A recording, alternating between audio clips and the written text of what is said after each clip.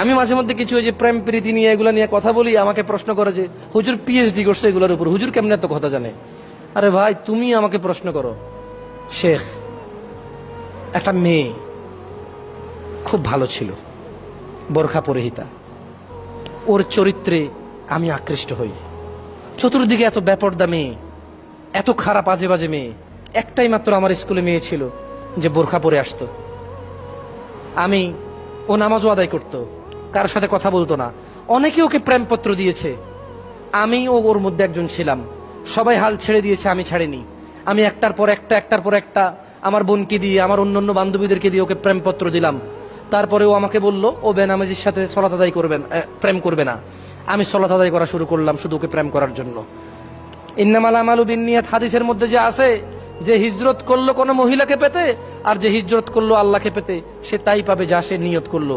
দেখেন আজকাল ছেলে মেয়েরা প্রেম করার জন্য নামাজ পড়ে, আল্লাহ নবী 1400 বছর আগে তা বলে দিয়ে গেছে, এরই নামাজ ওই প্রেমকেই পাবে, কিয়ামতের কোনো কিছু পাবে না। যাই হোক, ও যে বলে না হুজুর আপনি কিভাবে জানেন, আপনি কি আগে প্রেম করছেন নাকি? আরে ভাই, তোমার মতো ছেলেই আমাকে প্রশ্ন করতেছে। মেয়েটা আমার প্রেমের প্রস্তাব প্রত্যাখ্যান করার পর আমি সর্বোচ্চ চরিত্রর অধিকারী হলাম। সলাত, ভালো ভদ্র ব্যবহার, শালীন পোশাক আশাক, মাথার চুল কাটিং, সবকিছু নম্র ভদ্র করলাম। মেয়েটার সাথে আমি প্রেমে লিপ্ত হলাম। ও আমার সাথে কথা বলতে চাইতো না, আমি ওকে জোর করলাম। এক পর্যায়ে বললাম আত্মহত্যা করব, হাত কেটে ফেলবো। ওকে ভিডিও কল দিলাম, ওর ওর ওর মায়ের মোবাইলের ছবি পাঠাইলাম, আমার গলার মধ্যে ছুরি। মেয়েটা রাজি হলো আমার সাথে কথা বলতে। খুব ভালো ভদ্র মেয়ে ছিল, আমি তার প্রতি আকৃষ্ট ছিলাম তার এই ভদ্রতার নম্রতা দেখে। তোমার মতো কোনো ছেলে আমাকে এরকম প্রশ্ন করে, প্রশ্নগুলো শোনার পরে কি আমি বুঝতেছি না এলাকার কি অবস্থা? আমি কি বুঝি না আমার যুবক ভাইদের কি অবস্থা?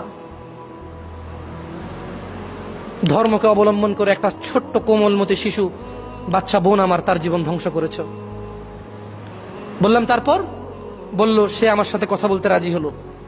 সালাম দিত, কথা বলতো দুই একটা, আমি কথা বলতাম প্রচুর, ও কথা রিপ্লাই করতো না। তারপর আস্তে আস্তে আমি বললাম তুমি কেন কথা বলো না, আমি পরে বিষ খাবো। আমি ছবি তুলে পাঠালাম আমার হাতে ইঁদুরের ওষুধ। সে আমাকে আমার মোবাইলে হোয়াটসঅ্যাপে বা ফেসবুকে তার ছবি পাঠাইতে হবে। সে আমাকে ছবি পাঠাতে রাজি ছিল না। আমি বললাম আমি পানিতে ঝাঁপ দিব, ছাদ থেকে লাফ দিব। সে আমাকে ছবি পাঠালো।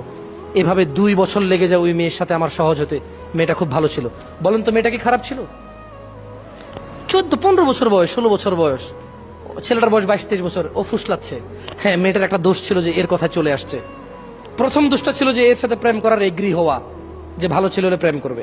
বাট ছোট্ট মেয়ে, এই অপরাধটা করতেই পারে।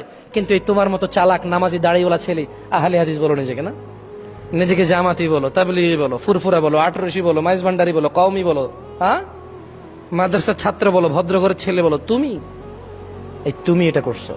তুমি একটা কোমলমতি আমার ছোট্ট শিশু বোন, তাকে তুমি ঘর থেকে বের করছো। আর তারপরে তোমার যখন কয়েকদিন তার সাথে থাকা হয়ে গেছে, সব কাজকর্ম তোমার শেষ, আর একটা মেয়েকে দেখে বলতেছো যে লা লা লা লা লা হারাম, আমি আজহারি সাহেবের ওয়াজ শুনেছি, এগুলো হারাম। সো তুমি তোমার পথে, আমি আমার পথে। এই মেয়েটা এখন তোমার জন্য ব্যাকুল হয়ে গেছে। সে তোমার সাথে কথা বলতে চাইতো না, তুমি তার সাথে 5 ঘন্টা কথা বলেছো। এখন এই মেয়ের সাথে তুমি একদম কথা বলা বন্ধ করেছো। মেয়ে একদিকে পাগল, তুমি তো আরেকজনকে নিয়ে খুশি আছো। সমাজের আজকে এই অবস্থা আমরা করে ফেলেছি। তোমার মতো ছেলেরা, হ্যাঁ এই যে বসে আছে, সব ভদ্র, এগুলো প্রত্যেকের দিনী বোন আছে। আমাকে এক ছেলে প্রশ্ন করে, জামশেদ ভাই, ও আমাকে শেখ বলেছে, আমি যেহেতু শেখ না তাই আমি শেখকে ভাইতে রূপান্তরিত করলাম। ওকে বলেছে জামশেদ ভাই একটা প্রশ্ন ছিল খুব জটিল। বললাম বলেন। আমি জটিল প্রশ্নের অ্যান্সার করি না, আমি মুফতি না। বলে যে একজন দিনী বোনের, আমার একটা বোনের একবার শারীরিক সমস্যা নিয়ে কথা বলতেছে সে। আমি বললাম তো তোমার দিনী বোন, তোমার আপন মায়ের পেটের বোন? বলে যে না। বললাম কেমন বোন? কয় দিনী বোন। বললাম কেমন দিনী বোন, তোমাকে এরকম কথা বলতেছে, তুমি শুনছো, আবার এটা আমার কাছে বলতে আসছো? তুমি দিনী বোনকে হুজুরের নাম্বার দিয়ে দাও।